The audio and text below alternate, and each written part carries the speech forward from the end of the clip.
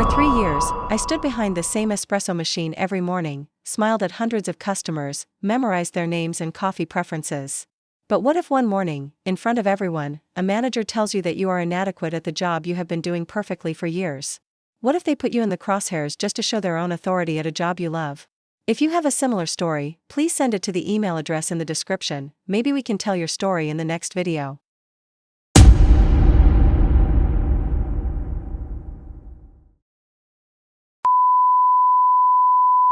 On that cold Monday morning in November, when I opened the doors of our Starcoffe location in Seattle's Capitol Hill neighborhood, a line had already formed outside. It was 6 in the morning and the sky had just begun to lighten. Rain was slowly sliding down the window panes, and the yellowish light from the street lamps reflected off the wet cobblestones. For 3 years, for exactly 1,095 days, my work began with the same ritual every morning. First I would put on my green apron, then tie my hair back tightly, wash my hands, and move to the espresso machine. Our machine was a La Marzocco Linea Classic model, Italian-made, its shiny chrome surface greeting me every morning like it was saying hello. I was 28 years old that morning. I was a woman of medium height, with brown hair always in a messy bun, with slight dark circles under my eyes from lack of sleep. I had studied art history in college, but after graduating, when I could not find work in museums, I stepped into the world of coffee. This job, which I initially thought was temporary, had become my passion over time. I loved the smell of coffee, watching customers' morning fatigue disappear with the first sip, that silent friendship established with regular customers. My hands were covered with small burn marks formed from years of making latte art. My fingers were thin and long. I always kept my nails short because I paid close attention to hygiene rules. That morning, there were 3 other people on the team with me. Marcus was a 35-year-old, black, large-built, calm man. He had been working at Starcoffe for 5 years and was in a shift supervisor position. He had broad shoulders, strong hands, but his most striking feature was his soft brown eyes. He was always calm, never panicked, and would calm all of us down during difficult times. Working side by side with him was peaceful. Jake, who had just started at the register, was a 19-year-old college student. He was tall, thin, blonde-haired, a kid with blue eyes amazed by everything. He still had acne scars on his face and was constantly excited. It was his first job. He was trying to learn everything, taking notes, asking questions. He wanted to learn how to make coffee from me and I patiently explained everything to him. The 3 of us had opened the store in the early morning hours and completed our preparations. We had filled the pastry display case, refreshed the coffee beans, organized the customer area. Everything was normal. Everything should have been like before. At 6:30, the first customer wave began. Rush hour, that chaotic 2-hour period. Dozens of people rushing to get their coffee before going to the office. I was at the machine, Marcus was managing the bar area, Jake was taking orders at the register. Hands were moving quickly, making milk foam, pulling espresso shots, writing names on cups. Sarah came that morning too. She was a 42-year-old woman with long brown hair, elegant in a suit.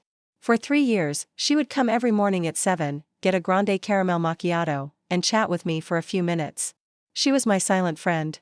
At 7:30, just as I was preparing Sarah's order, the La Marzocco suddenly made a strange sound. A clicking sound, then a whistling noise. The steam wand, the milk frothing wand, had broken down. No steam was coming, pressure was dropping.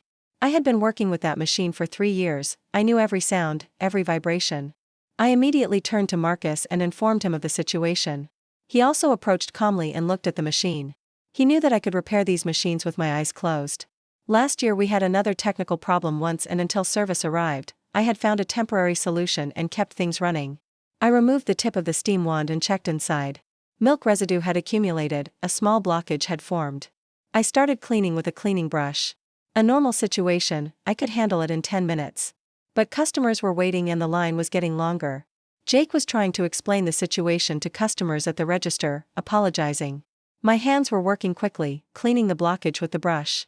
Just then the back door opened and David walked in. David Martinez, 32 years old, short black hair, sharp jawline, our new district manager who always wore thick-framed glasses. He had been assigned 2 months ago and our lives had turned into hell since that day.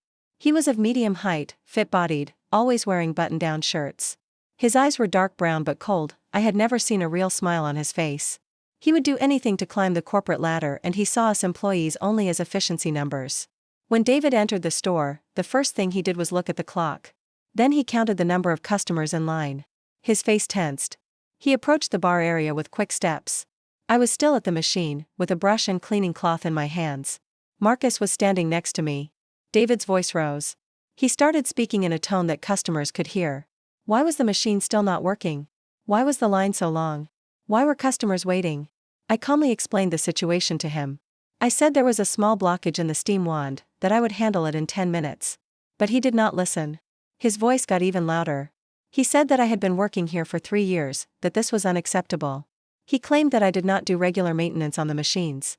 But I did the steam wand cleaning on the closing checklist every day, the records were there. But he did not care. His eyes were fixed on me and he was talking as if I was the source of all the problems in the store. Customers were turning to look at us. Everyone, including Sarah, was watching this scene. My face had turned red, my hands started to tremble, but I was trying to keep my voice calm. I tried to explain the situation to him again, said it was a technical problem, that this was normal. But David did not listen to me. He said I was inadequate. In front of everyone, in that crowd, he called me inadequate. He dismissed my 3 years of experience, the effort I put in every morning from opening to closing, the relationships I built with customers, the awards I won in latte art competitions, everything I taught new employees. Only that moment, those 10 minutes, mattered to him. Marcus was standing next to me but said nothing. There was sadness in his eyes but he was silent. Jake was looking from behind the register in shock. Customers were uncomfortable, some were whispering. Sarah had an expression of anger on her face. David continued. He said that if I could not do my job properly, maybe I should consider not being here. Then he returned to his office and left me there. In front of customers, humiliated, degraded. My hands were still trembling but I continued to repair the machine. I was trying to hold back my tears because if I cried, I would look even weaker. I fixed the steam wand in 10 minutes, the machine started working again. I continued preparing orders. When Sarah got her order, she approached me and spoke in a low voice. She said she saw what happened, that this was unacceptable. I thanked her but I did not know what I could do. After that day, David's attitude toward me got even worse. He was constantly after me. He was magnifying even the slightest mistake, criticizing at every opportunity. He was changing the shift schedule, giving me the most difficult hours. He was making me work on weekends and holidays, rejecting my leave requests. Marcus and Jake saw the situation but no one could do anything. They were afraid of losing their own jobs. 2 weeks later, David called me to his office. I sat across from him. There were reports and charts on his desk. He said he would do a performance evaluation of me. He claimed that I had experienced a slowdown in recent weeks, that there was a decrease in customer satisfaction. But my customer feedback scores were always high, regular customers specifically requested me. I told him this but he did not listen. He said I could not meet my targets, that I would be put on an improvement plan. This meant that now my every move would be monitored, my every mistake would be recorded.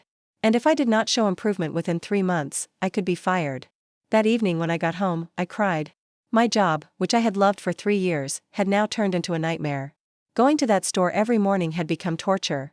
I could not sleep, I was constantly tense and anxious. I noticed that my hands were trembling, my stomach was constantly hurting. One day Marcus came to me during a break. While sitting in the park, he asked me about the situation. I told him everything. He said he had experienced similar things, that David was putting pressure on everyone, not just me. But he admitted that he was targeting me the most, that this was mobbing. He suggested I file a complaint with Human Resources but I was scared. David was the district manager, Human Resources trusted him. Maybe they would not believe me. I thought for 3 weeks. Going to that store every morning, feeling David's sharp looks, knowing he was constantly looking for mistakes was consuming me. My friend said I had changed, I was not smiling like before, I was constantly anxious. When I went to bed at night, I would stare at the ceiling for hours. I had started taking sleeping pills because that morning's incident kept replaying in my mind. David's rising voice, the curious looks of customers, how my own voice trembled. When I looked in the mirror in the mornings, I saw someone I did not recognize. The area under my eyes was bruised, my face was pale. I had lost weight because I had no appetite. When my mother heard my voice on the phone, she understood something was wrong but I could not tell her the truth. I felt like a failure. Then I made a decision. I wrote a complaint petition to Human Resources. I noted everything that happened, date by date, incident by incident. The incident that Monday morning, the systematic pressure that followed, the testimony of Marcus and Jake, the eyewitness account of customer Sarah. I collected shift schedules, messages, all documents. A week after I sent the petition, Human Resources called me. A representative named Jennifer Wilson from the central office in Seattle would come. She was a 45-year-old, experienced woman from the HR investigations department. She wanted to meet with me. The day Jennifer came, they arranged a private meeting room. She was tall, gray-haired, serious but understanding looking.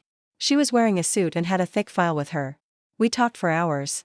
I told her everything that happened. She took notes, asked questions. She questioned every detail one by one. She asked me to remember the exact time of that Monday morning, the words David used, the reactions of customers. My hands were trembling again as I told the story, but this time not from helplessness, but from hope. Someone was finally listening to me. There was sympathy in Jennifer's eyes, but she was professional. Not emotional, she wanted to be fair. I showed her the shift records. I showed her my performance evaluations before David came, my customer feedback, my awards. These were proof of who I was. Then she also met with Marcus and Jake. They also reached Sarah, she also testified. 2 weeks later, the result came. Human Resources determined that David's behavior was against company policies. Workplace harassment and abuse of authority articles had been violated. David was transferred to another region. Our old district manager Sharon returned in his place. Sharon was a 50-year-old, experienced, understanding woman. When she came, the atmosphere in the store changed. On her first day, she sat down with each of us one by one and talked. She specifically apologized to me. She apologized on behalf of the company. She said what I experienced was unacceptable, that measures had been taken to ensure such a thing would not happen again. She looked into my eyes and I felt she was truly sorry. But the broken pieces inside me were still there. An apology did not erase what happened. I still woke up at night, heard David's voice. When I entered the store, my stomach continued to turn. Maybe I had won, but I had losses. I had lost my confidence in myself. But I had not changed. What happened had left deep marks inside me. I no longer enjoyed making coffee like before. Every morning when I entered that store, my heart would race, my hands would start trembling. Even though David was gone, that trauma remained. 6 months later, I requested a transfer to another Starcoffe location. It was a small store in the Fremont neighborhood, calmer, less crowded. I started over there. Slowly I pulled myself together. But that Monday morning, that moment I experienced at the head of that La Marzocco, in front of customers, is still in my mind. Sometimes I see it in my dreams at night. I hear David's voice, I feel the looks of customers. The effort I gave for 3 years was dismissed in one morning. I had loved my job, but one person, to satisfy their own ego, had poisoned that love. This is what mobbing is. Silently, systematically destroying a person. And worst of all, while experiencing this, those around you remain silent, unable to do anything out of fear. There you have it. Emily's story is not just a barista's story. It is a reality that thousands of employees experience every day. Maybe you experienced something similar too. Maybe you too were suddenly declared inadequate at your job one morning. Or maybe you also had friends who stood by you but remained silent. If you have such a story, please send it to the email address in the description. Remember, if we remain silent, they win. See you in the next video.